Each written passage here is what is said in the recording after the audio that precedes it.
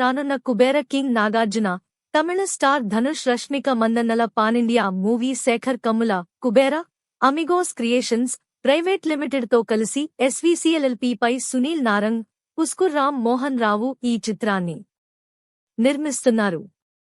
కులేరా తెలుగు, తమిళం, తెలుగు, హిందీ, కన్నడ, మలయాళ భాషలలో జూన్ 20న ప్రపంచవ్యాప్తంగా విడుదల కానుంది.